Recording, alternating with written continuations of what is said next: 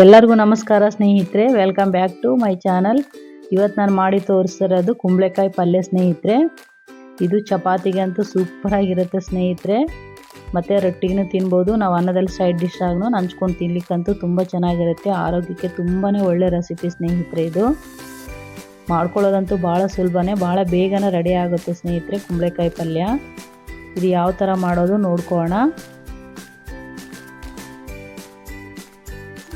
ಇಲ್ಲಿ ನಾನೊಂದು ಅರ್ಧ ಕೆಜಿ ಅಷ್ಟು ಕುಂಬಳಕಾಯಿ ಇದೆ ಸ್ನೇಹಿತರೆ. ಮೇಲೆ ಸ್ಕಿನ್ ತೆಗೆದು ಕಟ್ ಮಾಡಿ ಇಟ್ಕೊಂಡಿದ್ದೀನಿ. ನಿಮ್ಗೆ ಯಾವ ಥರ ಪೀಸ್ ಬೇಕಂದ್ರೆ ಸಣ್ಣದಾಗಿ ಬೇಕಂದ್ರೆ ಸಣ್ಣದಾಗಿ ಕಟ್ ಮಾಡ್ಕೊಳ್ರಿ, ಅಥವಾ ದೊಡ್ಡ ಸೈಜ್ ಬೇಕಂದ್ರೆ ದೊಡ್ಡದಾಗಿ ಕಟ್ ಮಾಡ್ಕೊಳ್ರಿ. ನಾನು ಕಟ್ ಮಾಡಿ ತೊಳೆದು ಇಟ್ಕೊಂಡಿದ್ದೀನಿ. ಮುಂಚೆ ಸ್ಕಿನ್ ಎಲ್ಲ ತೆಗೆದು ಕಟ್ ಮಾಡ್ಕೊಂಡಿದ್ದೀನಿ. ಬೇಕಾದ್ರೆ ಸ್ಕಿನ್ ಸಮೇತನೂ ಹಾಕೋಬೋದು ಸ್ನೇಹಿತರೆ ಬೇಕಿದ್ದರೆ. ಈ ಸ್ಟವ್ ಮೇಲೆ ಒಂದು ಕಡಾಯಿ ಕಾಸ್ಲಿಕ್ಕೆ ಇಟ್ಟಿದ್ದೀನಿ. ಇದರಲ್ಲಿ ಒಂದು ಅರ್ಧ ಕಪ್ಪಷ್ಟು ಎಣ್ಣೆ ಹಾಕ್ಕೊಂಡಿದ್ದೀನಿ. ಸ್ವಲ್ಪ ಸಾಸಿವೆ ಜೀರಿಗೆ ಹಾಕ್ಕೊಂಡಿದ್ದೀನಿ. ಇಲ್ಲಿ ಒಂದು ಈರುಳ್ಳಿ ಸ್ನೇಹಿತರೆ ಸಣ್ಣ ಸಣ್ಣದಾಗಿ ಕಟ್ ಮಾಡಿರೋದು ಹಾಕ್ಕೊಂಡಿದ್ದೀನಿ. ಸ್ವಲ್ಪ ಕರಿಬೇವು ಹಾಕ್ಕೊಳ್ತಾ ಇದ್ದೀನಿ. ಸ್ವಲ್ಪ ಕೆಂಪಗಾಗೋವರೆಗೆ ಫ್ರೈ ಮಾಡ್ಕೊಳ್ಳೋಣ.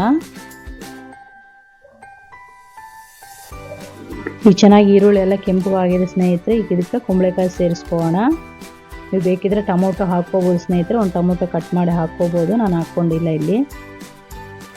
ಹಿಂಗೇನು ಮಾಡ್ಕೋಬೋದು. ಬೇಕಿದ್ರೆ ನೀವು ಟೊಮೊಟೊನು ಸೇರಿಸ್ಕೋಬೋದು. ನಾನು ಕಟ್ ಮಾಡಿರೋ ಕುಂಬಳಕಾಯಿ ಪೀಸಸ್ ಎಲ್ಲ ಸೇರಿಸ್ಕೊಂಡಿದ್ದೀನಿ. ಸ್ವಲ್ಪ ಅರಿಶಿನ ಪುಡಿ ಹಾಕ್ಕೊಂಡಿದ್ದೀನಿ. ಈಗ ಒಂದು ಸ್ಪೂನ್ ಉಪ್ಪು ಹಾಕ್ಕೊಳ್ತೀನಿ ಸ್ನೇಹಿತರೆ. ರುಚಿಗೆ ತಕ್ಕಷ್ಟು ನೋಡಿ ಹಾಕ್ಕೊಳ್ರಿ. ಮಿಕ್ಸ್ ಮಾಡ್ಕೊಳ್ಳೋಣ.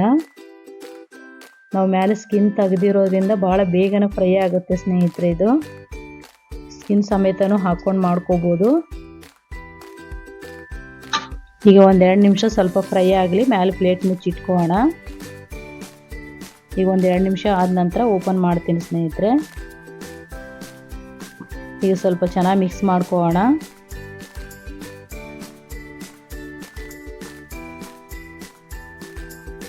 ಈಗ ಸ್ವಲ್ಪ ಎಣ್ಣೆ ಹೆಚ್ಚಿಗೆ ಹಿಡಿಯುತ್ತೆ ಸ್ನೇಹಿತರೆ. ನಾನು ಕಡಿಮೆ ಹಾಕ್ಕೊಂಡಿದ್ದೀನಿ. ಈಗ ಖಾರದ ಪುಡಿ ನೋಡಿ ಹಾಕ್ಕೊಳ್ರಿ ನೀವು. ನಾನಿಲ್ಲಿ ಒಂದು 2 ಸ್ಪೂನ್ ಖಾರದ ಪುಡಿ ಹಾಕ್ಕೊಂಡಿದ್ದೀನಿ. ಮತ್ತು 1 ಸ್ಪೂನ್ ಗರಂ ಮಸಾಲ ಪೌಡರ್ ಹಾಕ್ಕೊಂಡಿದ್ದೀನಿ. ಹಾಕಿ ಮಿಕ್ಸ್ ಮಾಡ್ಕೊಳ್ಳೋಣ.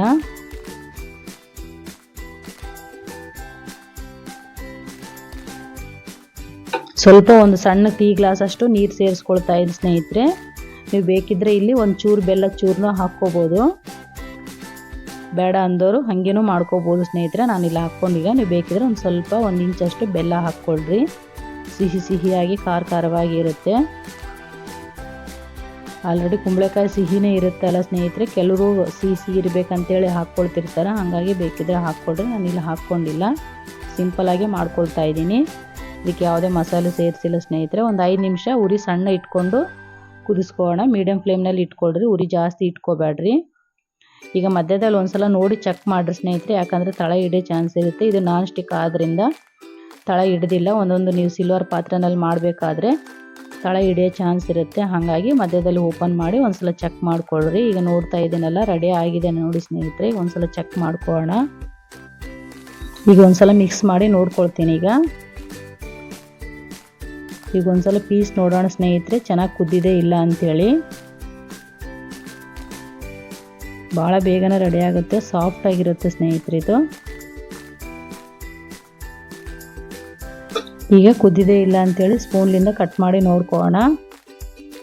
ಯಾಕಂದರೆ ಬಿಸಿ ಇರುತ್ತಲ್ಲ ಸ್ನೇಹಿತರೆ, ಕೈಲಿಂದ ಮುಟ್ಲಿಕ್ಕೆ ಆಗೋದಿಲ್ಲ. ಹಂಗಾಗಿ ಈ ಥರ ಕಟ್ ಆದರೆ ಸಾಕು ಸ್ನೇಹಿತರೆ. ನಿಮ್ಗೆ ಇನ್ನೂ ಮೆತ್ತಗೆ ಬೇಕು ನಮಗೆ ಅನ್ನೋ ಥರ ಇದ್ದರೆ ಇನ್ನೂ ಒಂದು 2 ನಿಮಿಷ ಮೇಲೆ ಪ್ಲೇಟ್ ಮುಚ್ಚಿ ಇಟ್ಕೊಳ್ರಿ. ಇನ್ನೂ ಸ್ವಲ್ಪ ನೀರು ಸೇರಿಸ್ಕೊಂಡು. ಈಗ ಇಷ್ಟೇ ಸಾಕು ನಮಗೆ. ಇಷ್ಟೇ ಇರಲಿ ಅಂತೇಳಿ ನಾನು ರೆಡಿ ಮಾಡ್ಕೊಂಡಿದ್ದೀನಿ. ಸ್ಟವ್ ಬಂದ್ ಮಾಡ್ಕೊಂಡ್ಬಿಡೋಣ. ಈಗ ರೆಡಿ ಆಗಿದೆ ಸ್ನೇಹಿತರೆ.